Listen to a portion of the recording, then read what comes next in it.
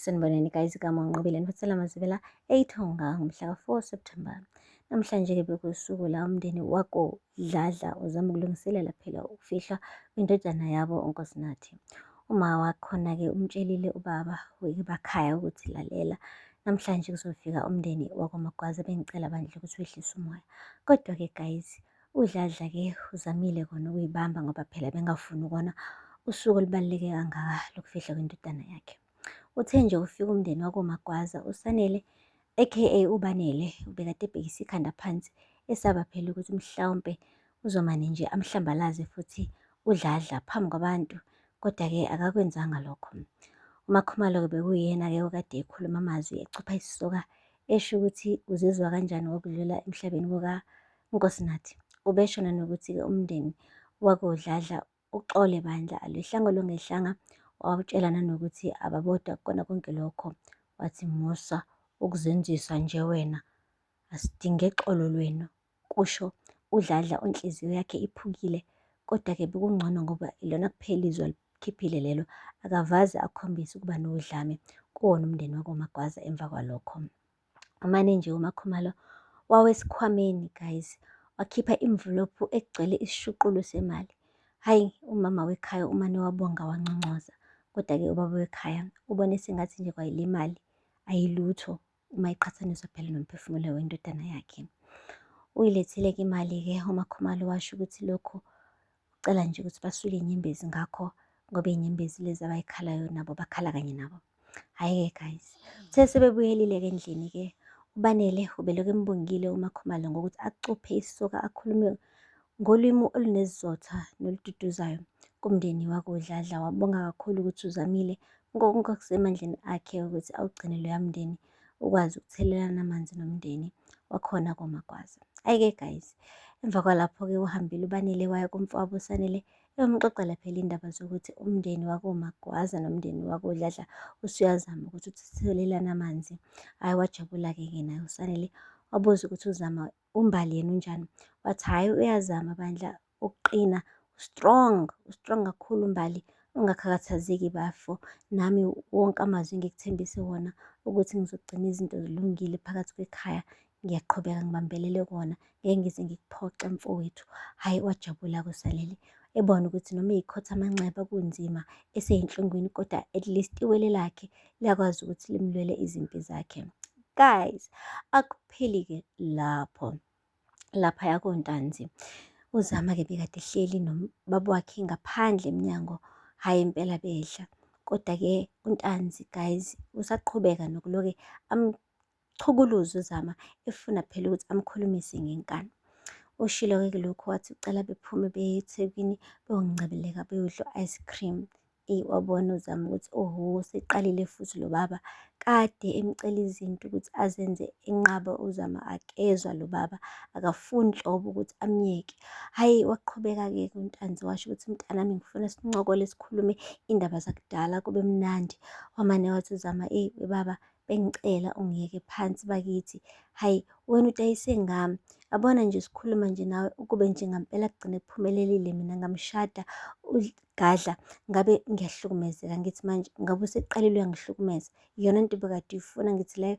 Ngicela ungiyeke-ke ubile nalithuba wena, bekumele kahle kahle ungivikele, wahluleka. Ngakho-ke phuma kumina. Ayi guys, wahamba-ke kanjalo-ke uZama umshiya uNtanzi edidekile, engazi ngempela ukuthi yini angayenza ukuthi le ngane igcine imxolelile.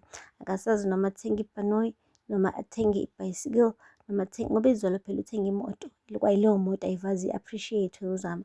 Akasazi-ke manje ukuthi enzeni, useze wakhetha i-gift e-cheap kunayo yonke phela i-gift, wathenga u-ice cream, but still uZama akafuni ngisho u-ice cream ovela kuNtanzi. Hhayi-ke akupheli lapho, naye-ke guys uPhinda uke wazama ukukhuluma-ke naye uZama. Hhayi-ke uZama wase washo ukuthi hhayi, khululeka wena Phinda, angikudineli wena, mina sinawe si-right, ayikho into esixabanisile. Wajabula-ke uPhinda ebona phela ukuthi kusho ukuthi umuntu uZama anenkinga naye uNtanzi kuphela, hhayi omunye umuntu. Uqede waqhubeka kuZama wathi uyazi phela ngiyakwazi wena ukuthi untengentenge. Hhayi bo, kwashintsha ukudla manje epulетini. Wayibuza uPhinda ukuthi usethini manje uZama, wathi awufani wena noSanele, yabo. So nawe uzalwe unje, ayikho into engingayenza, awukho strong. So ya, yingakho ngikuxolela nje ngithi hhayi, noma kuthiwa wamane nje wadayisa ngami nawe, kodwa at least ngoba ngiyazi ukuthi awufani noSanele, yingakho nje wamane nje waba weak ngale ndlela o-weak ngayo, wahluleka ukubulala indoda ebingihlukumeza, ugadla. Hey guys, yo, umane wacela ukuhamba, uphinda ebona ukuthi nakho, ephinda futhi uzama-ke emqhathanisa nabantu angabafuni nalaba ebheke ngakhona. Phela uphinda akaze akawuthanda umndeni nje wakaMagwaza. uSanele noma uBanele, both of them babopha ngebhande elilodwa, akabafuni nalaba ebheke ngakhona. Manje-ke uzama mebaqhakambisa ebancoma ethi bangamadoda okudlula yena. Ish, kumenza azizwe elulazekile ubhuti. Guys, uzama uyakwazi ukuchobeza iy'nhliziyo zabantu. Ayi-ke guys, uNtanzi-ke umane nje wabiza isangoma, wathi indoda nendoda elaphaya emagcekeni akoNtanzi ayiqiniswe-ke manje ngoba baye empini enkulu. Bekuzoba nomhlangano-ke omkhulu weforamu namhlanje, la phela bezodingida ukuthi ubani ozobekwa esihlaleni omusha njengoba nje uGadla engasekho emhlabeni. Ayi-ke guys, uNtanzi befuna ukusebenzisa lelo thuba-ke ukuthi ashaye kowasani, aqothe imbokodo nesisekelo kulawa madoda eforamu, ukuze phela uzama amncome asho ukuthi ha baba, kanti usa-strong kangaka, uzobulala amadoda amaningi kangaka uwedwa, wow. Ebese yamxolela. Guys, kuke kushiwo kuthiwa ngabolingo bala amachwane inkobe engakachamisile. Iyona nto eyenzakalile-ke le kuNtanzi. Hhayi-ke amadoda eforamu abeseyibambile imithingi, asho ukuthi madoda, niyabona nani ukuthi sisale dengwane la. Kungekudala nje niyazi nani ukuthi kudutshulwe uGadla ebekade kuyena usihlalo. Manje futhi siyazi sonke ukuthi use-weak uNtanzi. Manje ngithi-ke asibeke umuntu omusha ozokwazi ukuthi asimele, asiphathe, sikwazi ukuqhubekela phambili nempilo. Bathi yebo, yebo, kunjalo. Kuthe kusanjalo nje guys, kwabe kuma imoto kaNtanzi, phuma amadoda phakathi. uNtanzi wakhipha ivolovolo lakhe elide, wadubula ingane zabantu zonke zalala uwaca. Hhayi-ke emva kwalapho-ke guys, bambe imigodi esheshayo, baqede babagqiba bonke la madoda lawa alaphaya emkhandlweni. Emva kwalapho-ke uhambile uNtanzi wobiza uzama ezomkhombisa phela umsebenzi omkhulu kangaka asewenzile. Ubuzile-ke kuzama ukuthi obala ababalele la, wathi la madoda lawa kade esebenzisana noGadla, ekade ebhizi ephusha uGadla ethi akasicikele phansi singoNtanzi, ngibabulele bonke mntanami. Umane wahleka uzama, wathi manje uyibona uyindoda yini, uyibona uyiqhawe ngale senzo senzile baba, lalela le nto le ikhombisa ukuthi uyintengentenge. Awu, waze wawa weNtanzi.